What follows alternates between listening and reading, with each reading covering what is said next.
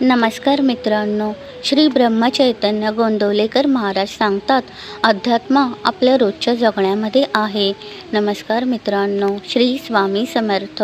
आजच्या धावपळीच्या, स्पर्धेच्या आणि अस्वस्थतेच्या काळात एक प्रश्न प्रकर्षाने उभा राहतो.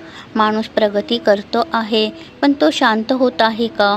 याच प्रश्नाचे उत्तर आपल्या साध्या पण अत्यंत सखोल विचारातून देणारे संत म्हणजे श्री गोंदवलेकर महाराज. त्यांच्या जीवन कार्याकडे आणि संदेशांकडे पुन्हा एकदा अंतर्मुख होऊन पाहण्याची गरज आहे.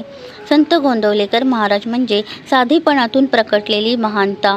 श्री गोंदवलेकर महाराजांचे जीवन म्हणजे कोणतेही चमत्कार दाखवण्यापेक्षा आचरणातून अध्यात्म जगण्याचा आदर्श. त्यांनी कधीही स्वतःला मोठे संत म्हणून मिरवलं नाही. उलट मी काहीच नाही, सर्व काही राम आहे हा भाव त्यांनी अखेरपर्यंत जपला. त्यांचं संपूर्ण जीवन नामस्मरण, प्रामाणिक कष्ट आणि निरपेक्ष सेवा या भोवती फिरत राहिलं. गोंदवलेकर महाराजांसाठी नामस्मरण म्हणजे केवळ माळ हातात घेऊन केलेला जप नव्हता. ते म्हणत, नाम ओठांवर नसलं तरी चालेल, पण नाम मनात आणि कृतीत उतरलं पाहिजे.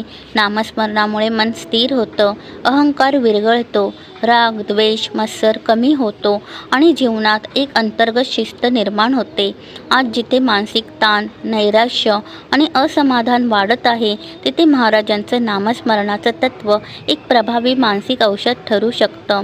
आज अनेकांना वाटतं की अध्यात्म म्हणजे संसारातून दूर जाणं, पण गोंदवलेकर महाराजांनी हेच गैरसमज दूर केले. ते ठामपणे सांगत, काम सोडू नका, पण कामात राम विसरू नका. काम करताना प्रामाणिकपणा टिकतो, निर्णय अधिक शांतपणे घेतले जातात, यश अपयशाचा ताण कमी होतो आणि कामाला साधना मानण्याची दृष्टी मिळते. संसारात राहूनही आसक्ती न ठेवणं हेच त्यांच्या शिकवणीचं वैशिष्ट्य होतं. आजचा तरुण प्रश्न विचारतो, यश मिळालं पण समाधान का नाही? सगळं असूनही मन रिकामं का वाटतं? गोंदवलेकर महाराज याच प्रश्नाला उत्तर देतात. बाहेर शोध थांबवा, आत रामाला जागं करा. त्यांचं जीवन सांगतं की मोठेपणा प्रसिद्धीत नाही, तर नम्रतेत आहे. अध्यात्म वेगळं नाही, ते रोजच्या जगण्यात आहे आणि शांतता बाहेरून मिळत नाही, ती आपल्या आत जागवावी लागते.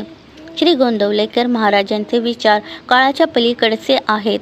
आजच्या अस्थिर, धावत्या आणि तणावग्रस्त जीवनात त्यांचे साधे पण ठाम संदेश अधिकच अर्थपूर्ण वाटतात.